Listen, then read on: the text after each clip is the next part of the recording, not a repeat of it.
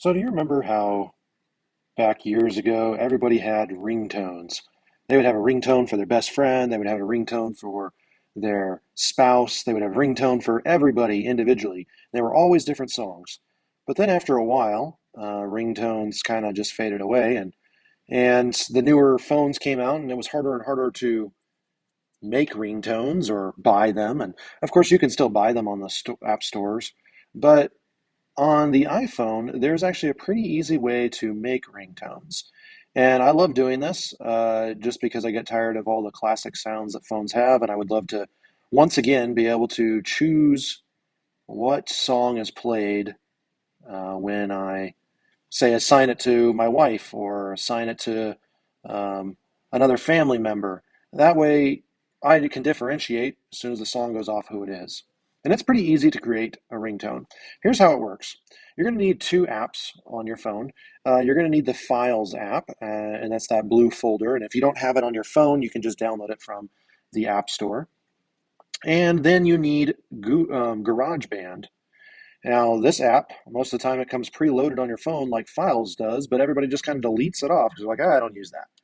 But I found a really great use for the GarageBand, and that is making ringtones.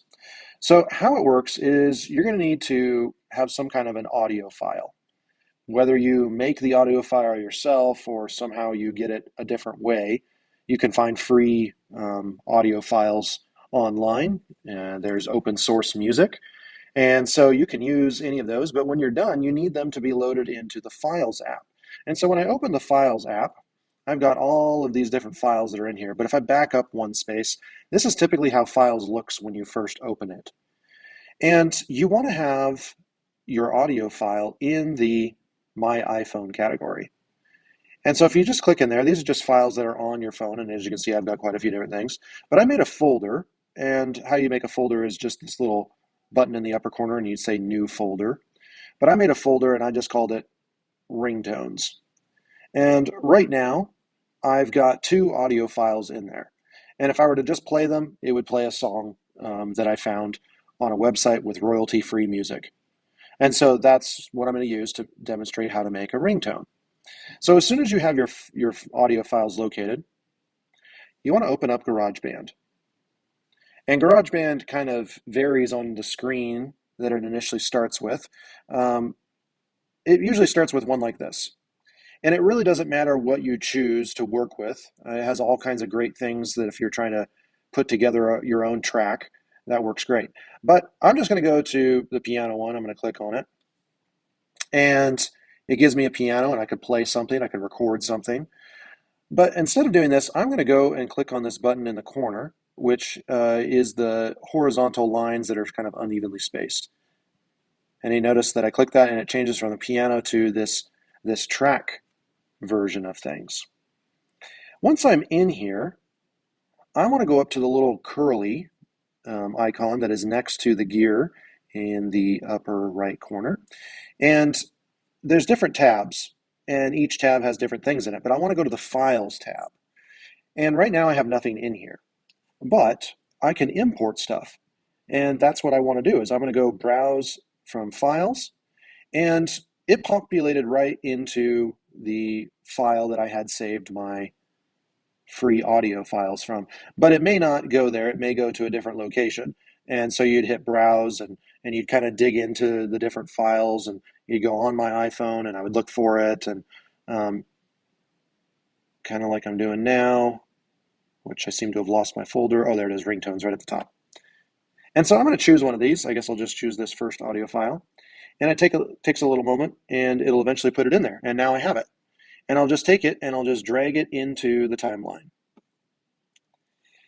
Now, I don't use, it didn't let me drop it in the first one because the first one's dedicated to piano, but because I didn't do any piano stuff, then it doesn't matter. And I have this file where it is this song, this free song that I got from a open source or royalty-free music website. And so I can make now a ringtone. Now ringtones are limited to 30 seconds. So I could just start it and I can listen to it. Maybe there's a specific spot that I want. Maybe I don't want to start from the beginning. Maybe I want to start, about 5 seconds in, and notice it gets the details of where I'm at. And I put it there. And So I don't want that beginning part. I will just touch on the file and I'll touch it again and it gives me these options. And we would say, well, I don't want the starter, so I'm going to say split. And then I grab the little scissors and I kind of drag it down and it cuts it. Now to get rid of the start portion of this song, I would click on it, it highlights it, and I touch it again, and I just say delete. And now I would just drag this back to the beginning so that it's at time 0. And I would go and I'd play the song, and I would go all the way as far as I want it on it. I'm going to go to 30 seconds because I know that's actually how far I can go with a ringtone. And I'm just going to kind of get it real close. Oh, look at that. That is beautiful. And I'll repeat the process. I'll touch the file again. I'll say split, and then I drag the scissors, and it cuts right where that marker was at. Now, I don't want the rest of it, so I'll just click on it. It highlights it. I touch it again, and then I say delete. And now I have a ringtone. And what will the ringtone sound like? Well, I can bring it back to the little marker. I just touch the timeline at the top. I can drag it back to the beginning. And I can play it. Now, if I'm satisfied with it, yay, then I'm done. And I can go and export it, and I will show that process. But if you want to do something more with it, I noticed this, that sometimes songs are quiet.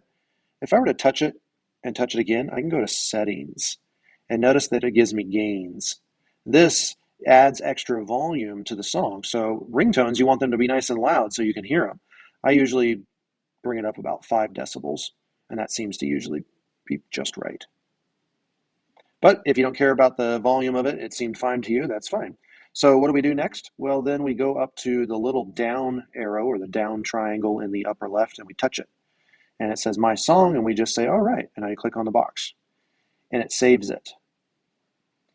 Well, now that it's sitting there, I can hold down on it and I can rename it. I can be like, all right, this is my ringtone. I'm going to say oops, I guess I mistyped it. Let's try that again. Ringtone. And I'll give it a number. Let's say this is number 12 that I've done. So I now have ringtone 12. But it's really great because you can assign it to your phone right off the bat. So I'm just going to hold this down again, and I would say share. And notice that it gives you some options. Do I want it to still be a song? Do I want it to be a ringtone or a project? Well, because I'm focused on ringtones, I'm going to say I want it to be a ringtone. And it gives me this little window, and it says, hey, it's limited to 30 seconds, so it's just going to cut it off if there's anything longer than that. And I just say, okay, that's fine, so I continue. I could rename it again if I wasn't satisfied with my name, but that's fine. And then I say in the upper right corner, I say export. And I wait for the file to populate. And it says export successful. Now I can assign it right away to use sound as, and I could make it standard ringtone. I could standard text tone. I could assign it to a specific contact. But just to show you where it locates, I'll just say done. And now I can close this out and I can go to settings. Once I'm in my settings, I'll go down to sound and haptics, and I can change my ringtone to, look at that, ringtone 12.